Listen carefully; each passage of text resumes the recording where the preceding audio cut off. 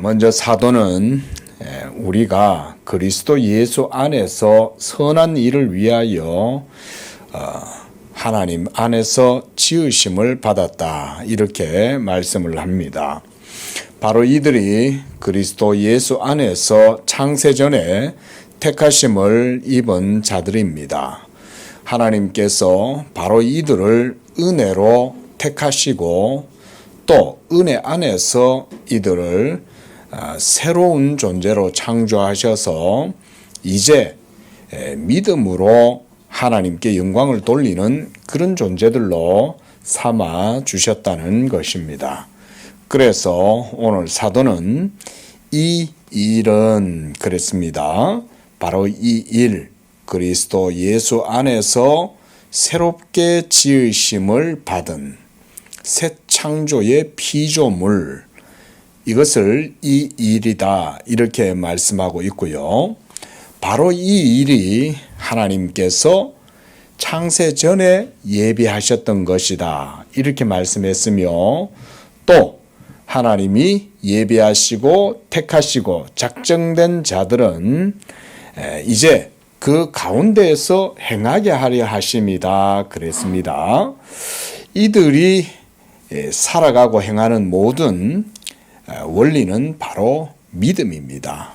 이 믿음으로 새롭게 하시고, 그래서 그 믿음으로 하나님의 뜻을 따라서 살아가도록 하시는 것, 이것이 곧 하나님의 섭리인 것입니다. 자, 우리가 이제 이런 에베소서 말씀과 함께 오늘 기독교 강요 3권 15장 7절부터 함께 읽어가도록 하겠습니다. 자, 7절, 믿음은 선행을 의에 이르게 하는 도구가 아니다, 이렇게 표절을 붙였고요. 자, 읽어보도록 하겠습니다. 이와 같이 모든 오류의 어머니인 소르본 학파들은 모든 경건의 요체인 믿음의 칭의를 우리에게서 제거했다. 실로 그들은 사람이 형성된 믿음으로써 의롭게 된다고 말로 고백하지만 그 뜻은 선행이 믿음에 의해서 사람을 의에 이르도록 하는 효과적인 작용을 한다는 데 있다고 이후에 해석을 덧붙인다. 그들은 믿음을 마치 조롱하듯이 언급하고 있다. 믿음이 성경에서 빈번히 반복되어 나타나니 그것에 대해 침묵하고 넘어가면 크게 황망해 할 수밖에 없겠거니 생각하고 마지 못해 이에 입에 올리는 듯하다. 칼빈의 말대로 우리가 성경 속에는, 특히 신약에서는 사도 바울이 복음을 전하면서 항상 이 믿음을 얘기를 하잖아요. 믿음, 하나님의 말씀에 대한 믿음이지 않습니까? 그러면 이 믿음이 무엇이냐, 우리가 이거를 바르게 배워야 된다. 지금까지 우리가 그런 말씀들을 많이 봤습니다. 자, 믿음이 무엇인가를 알기 위해서는 어디를 살펴보면 될까요? 그러면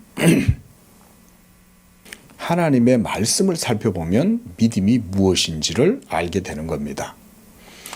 믿음의 본질을 찾기 위해서 사람 안에서나 사람의 의지나 어떤 실천적인, 어떤 종교적인 감정이나 의지, 이런 것 속에서 믿음을 찾아서는 믿음의 본질을 찾을 수가 없는 거예요.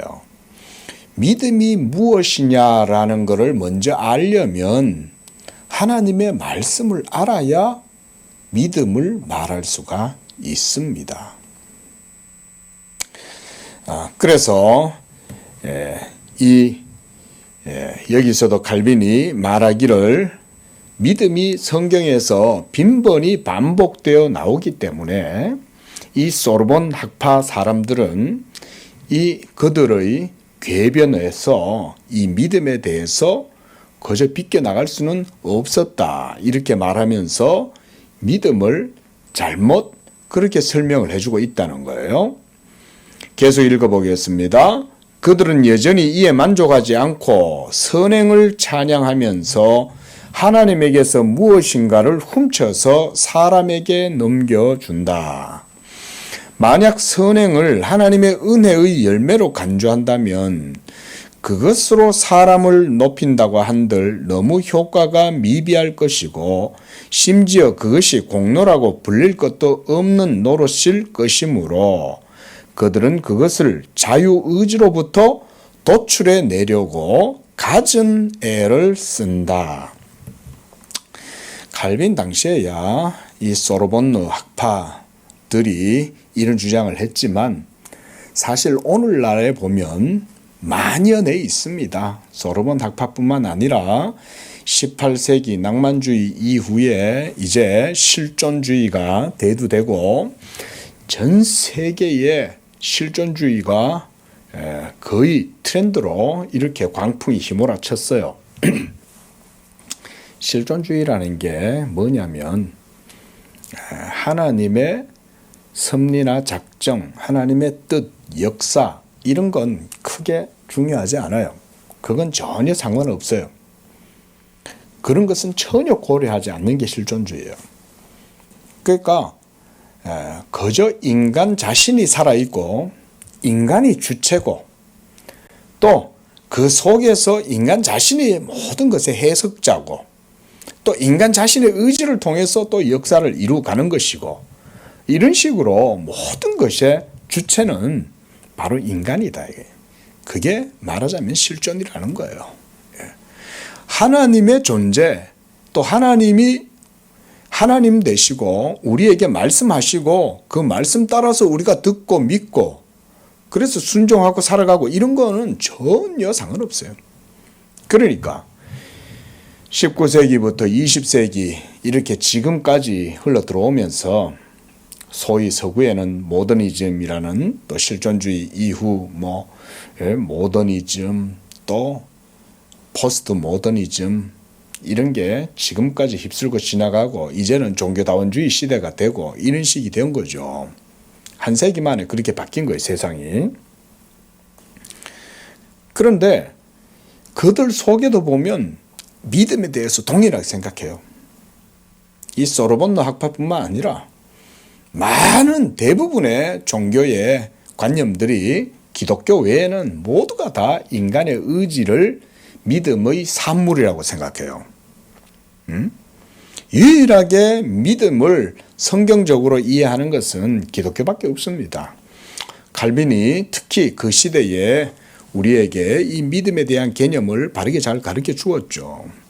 여기서도 보면 그들은 믿음을 자유의지로부터 도출해 내려고 온갖 애를 다 쓴다는 거예요. 그렇게 해서 믿음이 자유의지에서 나왔으면 그 믿음은 인간의 공로가 되겠죠.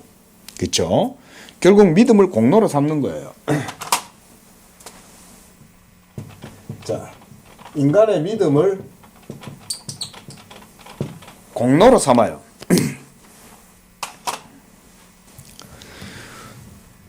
이는 마치 돌에서 기름을 짜내는 것과 같다. 이거는 이제 칼빈이 비아냥되는 거죠. 예? 말도 안 된다 이 말인 거죠. 믿음에서 공로를 짜낸다 이 말인 거죠. 믿음에서는 공로가 나올 게 없다는 거죠. 우리는 우리의 의가 어디에서 나옵니까? 예수 믿음에서 나올 때 예수에게서 의의 근원을 찾는 거지 믿음 그 자체에서 찾는 게 아니죠. 그죠? 그래서 우리가 진료로서 하나님의 말씀에 대해서 얘기했어요. 그렇죠? 이 말씀이 바로 진료다 그랬어요. 예. 그러니까 하나님의 말씀이 없으면 바른 믿음이 나올 수가 없습니다. 이것이 바로 성경이 말하는 참된 진리죠. 실로 그들은 제1원인이 은혜에 있다는 것을 부인하지는 않는다. 그러니까 말은 은혜라고 말을 해요. 예? 은혜입니다. 이렇게 말은 하는데 속으로는 안 그렇다 이 말인 거예요. 그러나 그 가운데에서도 자유의지를 배제하지 않아요. 자유의지를 배제하지 않으면서 은혜라고 말을 하는 거죠. 그러니까 믿음은 그들은 은혜라고 말을 해요. 은혜라는 말을 하긴 하는데 여기에서 여전히 이 믿음은 자유의지의 산물이에요. 자유의지의 산물.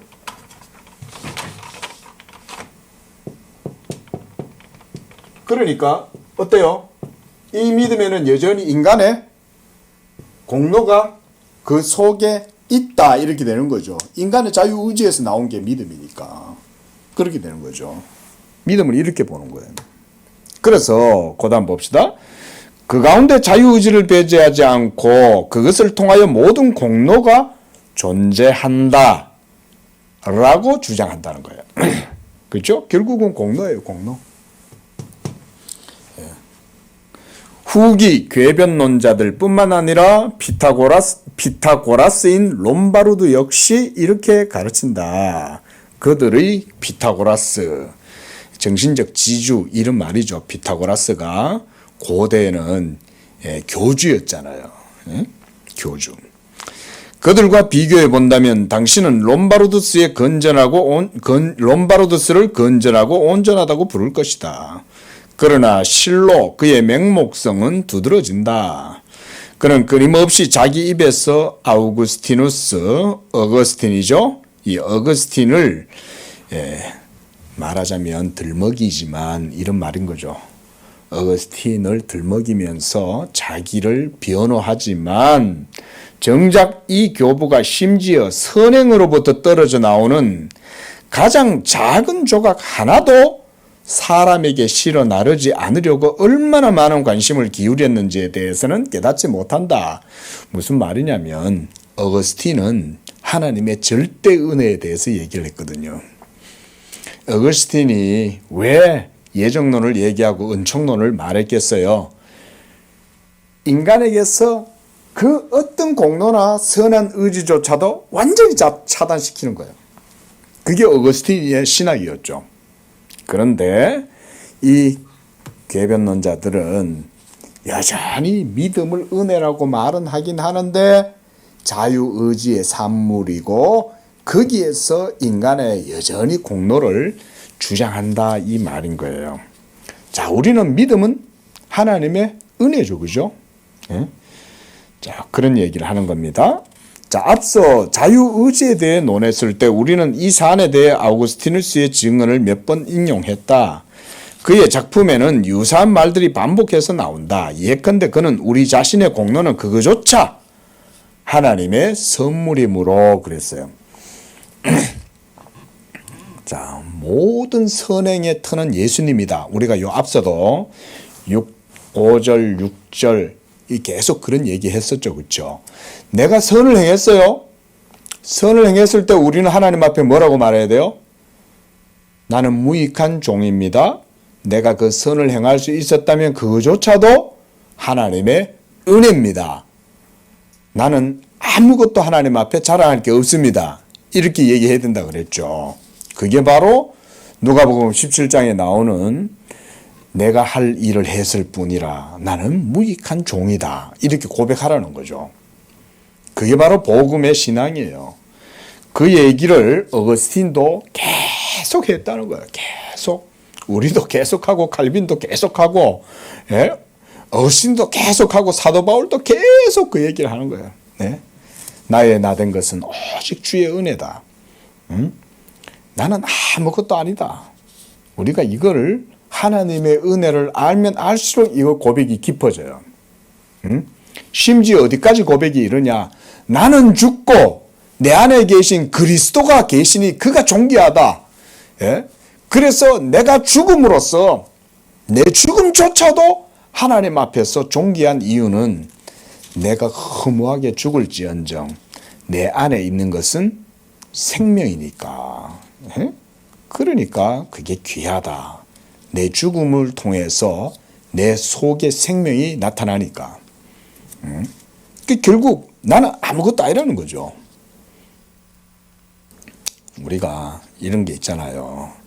자, 사금에서 우리가 금을 채취를 하고 그렇게 해서 그거를 이제 모아서 금을 갖다 따로 빼내잖아요. 자, 금을 생명이라고 한번 쳐봅시다. 그럼 이걸 도관에다 집어넣을 거 아니에요? 온갖 불순물들을 다 태우는 거예요. 다 태우고 거기에서 마지막으로 남는 게 뭐겠어요? 정금이죠, 그죠? 그 정금은 우리 자신이 아니에요. 그 정금은 하나님의 것이에요. 하나님의 것. 이 하나님의 것이 거기서 딱 드러나게 될 때 나는 죽어요. 근데 내가 죽음으로써 정금이 드러난다면 내 죽음조차도 그래서 귀하다는 거예요. 그 말인즉 내 죽음에 뭔가 가치가 있다는 건가요? 내 죽음조차도 가치가 없어요. 우리는. 그런데 놀라운 건 나의 죽음 속에서 그리스도가 금으로 발견이 된다면 그것은 말 그대로 은총밖에는 달리 표현할 게 없죠. 여러분들이 죽으면 여러분들 속에 여러분들이 죽음에서 뭘 발견할 수 있겠어요? 예? 죄의 열매만 발견할 수 있는 거 아니에요? 왜냐하면 죽음은 죄 때문에 죽는 거잖아요. 근데 내가 죽었는데 내 죽음으로 그냥 허망하게 끝나는 게 아니라 그리스도의 생명, 그 정금이 여러분 속에서 발견된다면 그거는 하나님의 은혜밖에 없죠. 우리는 이렇게 이해를 하는 게 성경적인 거예요. 예? 그게 사도 바울이 말하는 바 이는 내게 있는 것은 그리스도니 내게 있어서 죽는 것도 유익하다는 표현이 바로 저는 그런 고백이라고 생각해요. 우리가 이 땅에서 이제 살다가 우리에게 남은 건 뭐가 있습니까? 호랑이는 가죽을 남기고 사람은 죽어서 이름을 남깁니까? 그게 아니죠. 우리는 결국 다 죄의 육신을 가지고 살다가 결국은 다 흙으로 돌아가고 죽어요. 그런데 그런 허무한 결국 죽을 수밖에 없는 우리의 허무한 인생들인데 우리의 죽음에서 이제 그리스도의 부활 생명이 거기에서 드러나게 된다. 이것만큼 귀한 게 어디 있습니까, 여러분? 사실은 벌써 오랜 세월 역사 속에 수많은 위인들이 자기의 이름을 남기고 영웅의 죽음을 죽고 많은 사람들을 위한 희생적인 그런 삶을 통해서 이름을 남겼다 할지라도 그들의 모든 그런 행함들은 하나님 앞에서는 아무런 의미가 없죠. 그렇죠? 충무공이 한산대첩에서 승리를 하고 자기 자신을 살신성인해가지고 나라와 민족을 지켰다 한들 그것이 역사 속에서 참 후대의 길이 기억될 그런 인물이라 한들 마지막 하나님의 심판대 앞에서 그런 것들이 우리를 살려줄 수 있습니까? 그렇게 할 수가 없죠. 유한순 열사가 민족을 위하여 그 젊은 꽃다운 나이에 정말 그렇게 사라졌어도 그것이 우리의 영혼에 의가 되고 생명이 되진 않죠. 그뿐 아니라 이루 말로 할 수 없는 많은 사람들이 선행을 해야 할지라도 그들의 선행이 조금도 인간에게는 아무런 그런 것들이 되지 않죠. 그러나 비록 그런 유명한 이름들이 없어도 그리스도 안에서 죽은 자들은 복되죠. 성경은 자고 이래로 그리스도 안에서 잠자는 자들은 복되도다 그러잖아요. 왜 복됩니까? 그들의 죽음은 허무한 죽음이 아니요. 그들이 비록 이 세상 살면서 선행을 행하고 뭔가 위대한 업적을 이루지 않았어도 그런 일이 없었어도 그리스도 예수를 믿고 그 믿음 안에서 그들이 이제 소망 가운데 잠들었기 때문에 그들의 그 모든 죽음이 그리스도 안에서는 복되다. 그렇게 얘기하는 거죠. 이게 성경이 말하는 바 바로 우리의 신앙입니다. 자, 그래서 제일 밑에서 두 번째 예컨대 그는 우리 자신의 공로는 그거조차 하나님의 선물이므로 결코 자랑해서는 안 된다고 우리를 금한다. 그는 우리의 모든 공로는 단지 은혜에 속할 뿐이고 우리의 넉넉함을 통해서가 아니라 전적으로 은혜를 통해 얻게 된다는 것을 말한다. 이게 어거스틴의 말이죠. 자, 롬바르두스는 성경의 빛을 보지 못한 소경이었다. 그는 성경에 대한 훈련을 그리 성공적으로 받지 못했음이 분명하다. 성경도 모른다 이런 말이죠. 그와 그의 제자들을 논박하는 데 있어서 사도의 다음 말씀보다 더 명확한 무엇을 바랄 수는 없을 것이다. 여기에서 사도는 그리스도인들의 모든 자랑을 금하고 왜 그것이 잘못되었는지 덧붙인다. 우리가 오늘 봤던 에베소서 2장 10절이에요. 자, 여기서 성경은 뭐라고 말합니까? 우리는 그가 만들었다 이 말인 거예요. 만들었다. 그리스도 예수 안에서 선한 일을 위하여 지으심을 받았고 이 일은 하나님이 전에 예비하사 우리로 그 가운데에서 행하게 하려 하십니다. 자, 이 모든 일들의 주체는 누구예요? 하나님의 선택이고 주권적인 역사죠. 그거 이외에 그 어떤 것도 원인이 될 수 없다고 얘기하고 있죠. 하나님이 창세전에 작정하고 선택했고 예정해서 미리 지으심을 받았고 그것을 위하여 그 일을 위하여 지으심을 받았다. 그리고 그 가운데서 행하게 하려고 불렀다. 그러니까 인간의 의지를 어디에서 논할 수 있겠냐고요. 없죠. 우리가 중생하지 않은 이상 어떤 선한 것도 우리로부터 나오지 않는다. 우리의 중생, 거듭남입니다. 우리가 영적으로 거듭나는 것은 전적으로 그리고 예외 없이 하나님으로부터 온 것이다. 그러므로 우리는 한 줌의 선행이라도 우리 자신에게 속한 것이라고 주장해서는 안 된다. 이거 훈련해야 되는데 이게 정말 어려운 것 같아요. 제가 보니까요. 이와 달리 우리는 공로에 대한 어떤 언급도 하지 않지만 신자들을 가르쳐 그들의 특별한 위로를 얻고 마음속에 용기를 갖게끔 만든다. 이거 중요한 겁니다. 이런 것들을 우리가 줄을 치고 이게 뭔가를 우리가 배워야 돼요. 여기서 우리란 신실한 말씀의 사람들, 신실한 믿음의 사람들 얘기하는 거 아니에요? 그러면 인간의 모든 행위와 자유의지와 이런 것들을 전적으로 다 부정하고 그렇게 하면 그러면 도대체 그들에게 무슨 격려가 되고 그들에게 무슨 위로가 되고 그들에게 무슨 자극, 충동이 되겠냐. 그들이 어떻게 고무가 되겠냐. 이런 얘기잖아요. 우리 이런 생각 해볼 수 있죠. 아니 전적인 은혜라고 얘기하고 우리가 아무것도 할 거 없다 그러면 그럼 우리 뭐 해야 됩니까?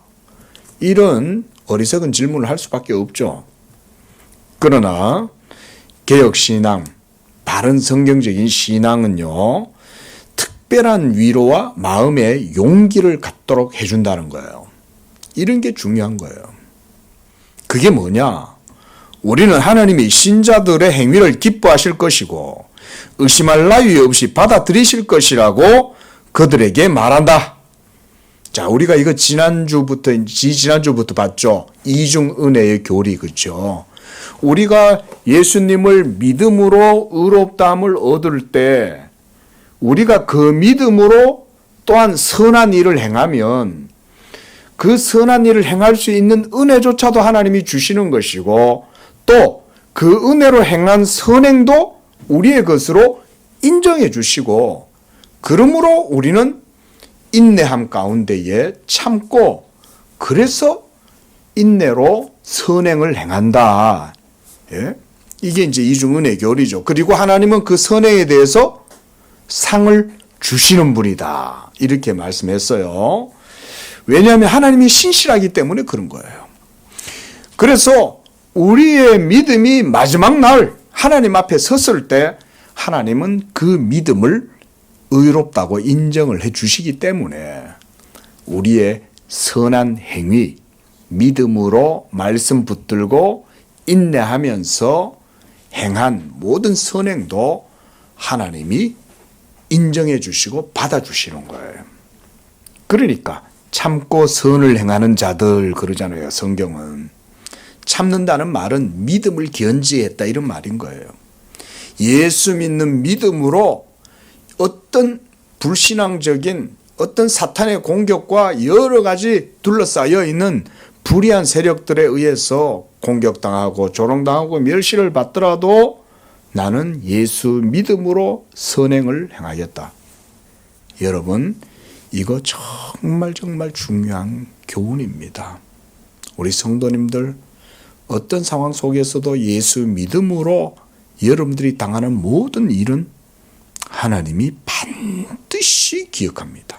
저는 이걸 매우 강조해요. 제가 조금 외람되고 그렇긴 하지만은 제가 그걸 강조하는 이유가 하나는 경험적이어서 그래요. 저희 부모님들이 그래 살았어요. 저는 부끄럽지만 저는 저희 부모님들이라서 제가 이렇게 말씀을 드려요. 저는 저희 부모님들의 삶을 봤잖아요. 하나님이 결국 갚으시는 거예요. 저는 그걸 봤거든요. 예? 물론 성경에서도 우리가 그런 교훈을 얻을 수 있지만 그 교훈대로 사는 사람들이 얼마나 되겠어요? 그렇죠? 그렇잖아요. 믿음으로 삽니다. 믿음으로 삽니다. 하나님 은혜입니다. 말은 많이 해도 그렇게 살기는 어렵죠. 사실. 그죠? 그렇게 살려면 눈물 콧물 다 빠져야 돼요. 모든 자존심 다 뭉개져야 돼요. 응? 자기가 죽어야 돼요. 근데 자기가 죽으면서도 믿음을 내세우고 사는 거예요. 신실하신 하나님이 그렇게 참고 인내하면서 선을 행했던 모든 삶을 하나님이 그냥 안 넘어가십니다. 그래서 제가 목회적인 유익을 위해서라도 이런 거를 강조를 해요. 그저 단순한 교리적인 유익이 아니에요. 얼마나 하나님 말씀이 실천적입니까? 요즘은 저는 믿음에 대해서 좀 묵상을 하는데 믿음이 이론적인 게 아니죠. 우리가 칭이다 이럴 때 법정적 칭이다 이런 말을 쓰니까 그게 무슨 이론이 아니죠. 교리는 이론이 아니에요. 하나님의 말씀에 대한 고백이에요. 사실은. 그 자체가 믿음은요. 아주 실천적인 겁니다. 여러분들이 제가 지난 2주 동안 복음 강사를 3주였군요. 3주 동안 복음 강사를 하면서 이 믿음에 대한 소위 우리가 실천적인 의미에 대해서 제가 많이 강조를 드렸는데요. 우리가 이런 부분도 좀 강조할 필요가 있다고 생각해요. 너무 믿음을 이신칭의, 법정적 칭의, 교리적인 이론, 이런 식으로만 지금부터 인식되는 건 제가 볼 땐 그건 그렇게 목회에 유익이 안 돼요. 원래 우리의 믿음은 산믿음이죠. 산믿음이란 자체가 뭔 말입니까? 생명이 역동적으로 작용한다는 말이잖아요. 살아있는 믿음이잖아요. 그 자체가 실천적이죠. 얼마나 역동적이에요. 막 역동적으로 움직이는 거, 다이나믹한 거 아닙니까? 예.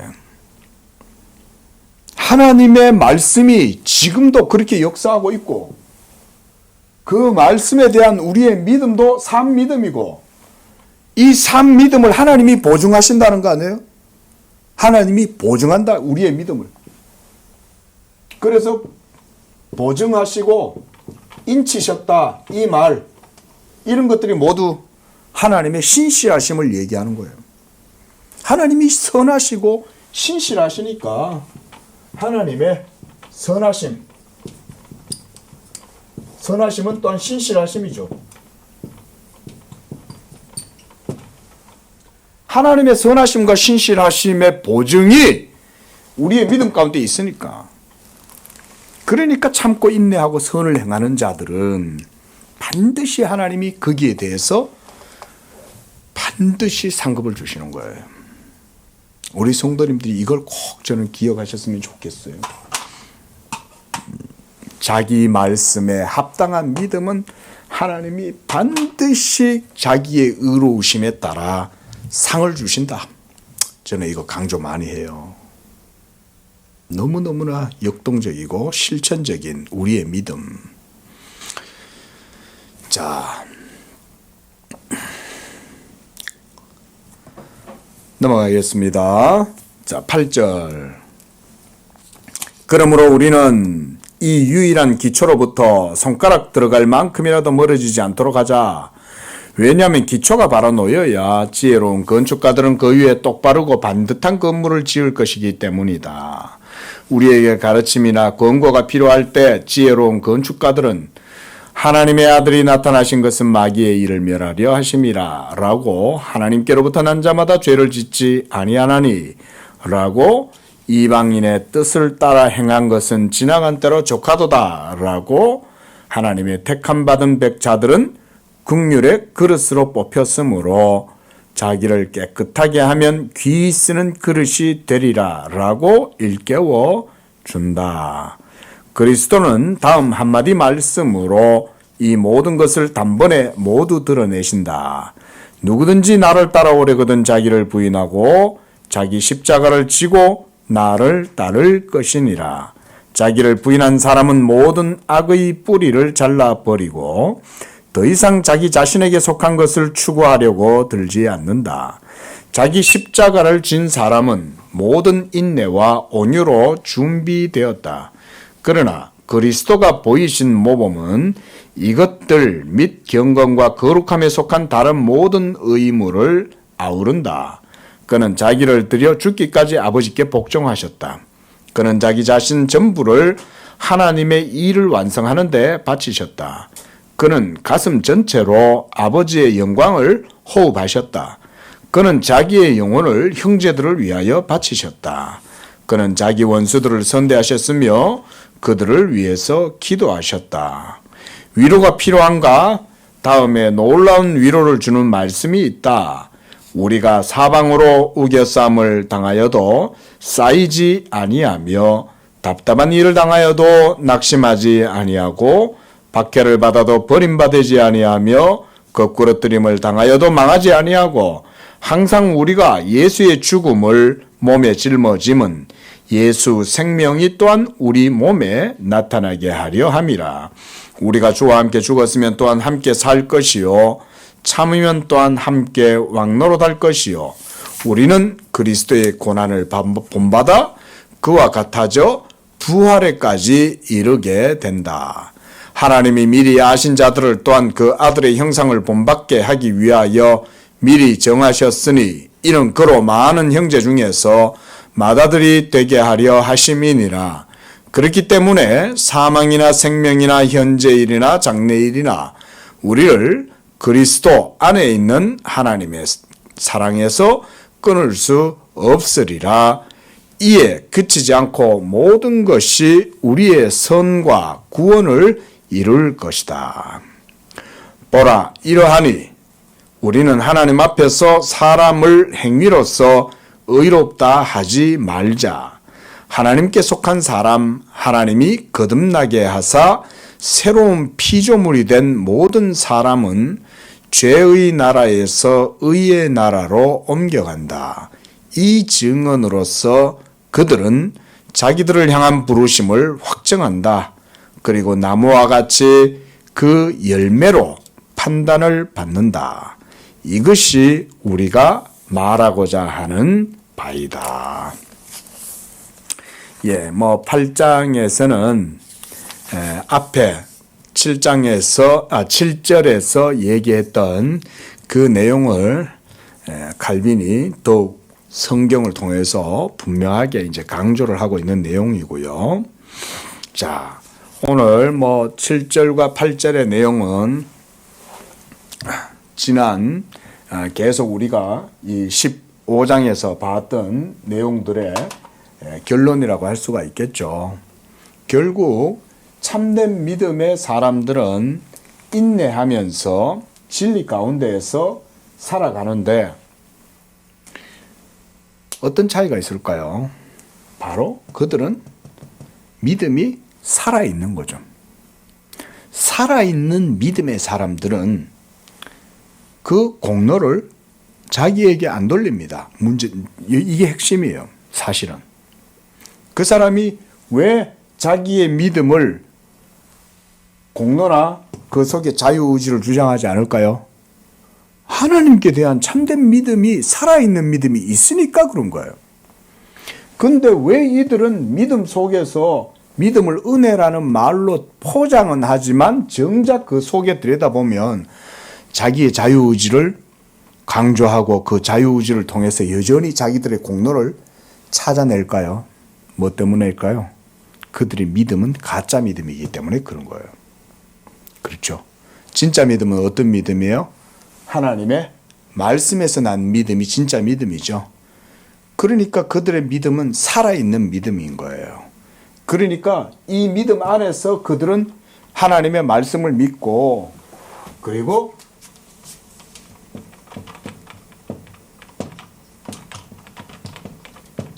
이 참 하나님께 대한 산 믿음을 가지고 있는 거죠. 한마디로 이들은 영적으로는 살아있는 존재들이죠. 영적으로 산 믿음을 가지고 있으니까 그러니까 그들은 선행을 행해도 그 선행이 자기들의 것이라고 그렇게 주장하지 않죠. 예? 살아있으니까. 왜? 하나님이 살아계신다는 걸 아니까 전적으로 하나님께만 영광 다 돌릴 거 아니에요? 자, 이렇게 한번 생각해 보세요. 자, 오늘 동쪽에서 해를 뜨게 한 건 누가 뜨게 했어요? 여러분이 한 거예요? 지구가 한 거예요? 사실은 지구가 한 거죠. 지구가 그쪽으로 도니까 해가 저쪽에서 뜨는 거지. 응? 그러면 사실 지구가 돈 것을 우리가 우리의 공로라고 할 수 있습니까? 우리가 오늘 하루 종일 지구 위에서 머신 벨트 위에 뛰듯이 그래 내가 뛰어야 머신 벨트가 도는 건 아니잖아요. 우리가 피트니스 센터에 가면은 러닝 벨트가 확 밑에서 돈단 말이에요. 응? 러닝 머신에서 벨트가. 그러면 내가 뛰어서 벨트가 도는 건 아니잖아요. 벨트가 도니 내가 그 위에 뛰는 거지. 지구가 돌아가니까 해가 뜬 거지. 우리가 살아서 해가 뜨는 건 아니잖아요. 예? 제가 좀 비유를 조금 거칠게 들었지만 하나님도 마찬가지 아닐까요? 우리가 살아있어서 하나님이 계시는 건 아니잖아요. 하나님이 계시는 우리가 살아있는 거죠. 또 우리가 그 살아계신 하나님께 대한 참된 믿음을 가지고 있다면 내가 믿어서 참 하나님이 계시는 건 아니죠. 그 참 하나님이 우리의 모든 삶의 터전이 되고 기반이 되니까 우리가 영적으로 참 믿음을 가지게 되는 거죠. 지금 칼빈의 논리가 말하자면 좀 터프하게 말해서 그런 논리예요. 거친 표현이지만.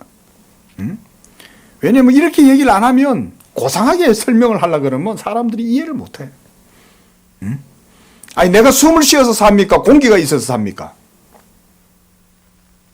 이거 인정 안 하실 거예요? 내가 숨을 쉬니 사는 거냐고요. 공기가 있으니 사는 거지. 근데 우리는 어떻게 생각해요? 아까도 제가 말씀드렸다시피 우리의 모든 인생의 수로에서 주어는 내다, 아이다, 아이. 예? 내가 다 한다. 동사도 주체도 내고. 그게 아이라고 말을 해도 예수 믿음이, 이 산 믿음이 없으니까 고백을 못 하는 거예요. 고백을. 살아있으면 하나님께만 영광을 돌릴 것이고 선행을 행했을 때 그 선행 자체도 하나님께 모든 것들의 영광을 돌리겠죠. 그건 하나님 겁니다. 이렇게 해야 되겠죠. 놀라운 건 이런 산 믿음의 사람들은 이런 선행을 통해서 하나님께 영광을 돌릴 때 그 속에서 진짜 만족을 얻는다는 거예요. 왜? 살아있으니까. 영적으로 살아있으니까. 그러니까 자기가 여기서 뭘 취할 필요가 없죠. 하나님만 있으면 되는데 자기가 여기서 공로를 취하고 싶은 마음이 생기겠어요? 하나님으로 만족하는데. 난 여호와로 만족하리. 난 여호와로 만족하리. 구원의 하나님으로 인해 나는 기뻐할 것이다. 그가 바로 영적으로 살아있는 사람이죠. 바로 이런 믿음을 지금 우리의 믿음이라고 칼빈이 지금 고백을 하고 있는 거예요. 8절에서는요. 예? 그렇기 때문에 이런 믿음 가진 사람은 당연히 모든 역경, 이 산 믿음이 살아있으면 외부의 다양한 불법한, 불의한, 불신적인 모든 요소들이 그의 상황 속에서 그의 믿음을 시험하고 공격하겠죠. 그러지 않겠어요? 죽은 믿음은 공격당해도 공격받는 줄도 몰라요. 죽어 있는데. 근데 영적으로 살아있는 믿음은 삶 속에서 하나님 이외의 다른 모든 것들이 다 공격하는 거예요. 그 속에서 인내하는 사람들은 마지막 날 하나님이 자기의 의로우심을 따라, 선하심을 따라, 성실하심을 따라서 상 주시지 않겠어요? 당연한 거 아니겠습니까? 기도하겠습니다. 자비로우신 하나님 아버지, 감사합니다. 우리에게 예수 그리스도를 믿는 믿음으로 말미암는 산 믿음을 주시고 죽은 영혼 살리시고 죄에서 자유의 나라로 의로운 백성으로 삼아 주셔서 이제 더 이상 죄의 종로로 타지 아니하고 의를 쫓아 믿음으로 살아가야 하시니 감사합니다. 이제 이 믿음으로 우리가 살아갈 때 우리의 행하는 모든 선행들은 오로지 하나님의 것이요 하나님께만 전적으로 영광을 돌리는 줄로 믿습니다. 이런 영적인 산 믿음 가지고 우리가 하나님께 참된 믿음의 고백을 통하여 오로지 하나님께 영광을 돌릴 뿐만 아니라 우리의 선행을 통하여 우리의 구원의 확신이 더욱더 우리 안에 튼튼하게 세워지게 하시고 구원의 감격과 기쁨과 감사가 넘치는 삶을 살아서 그 안에서 하나님께만 영광 돌리고 참된 위로와 안식을 누리는 그런 우리 모든 성도들 되도록 축복하여 주시옵소서. 예수님의 이름으로 기도합니다. 아멘.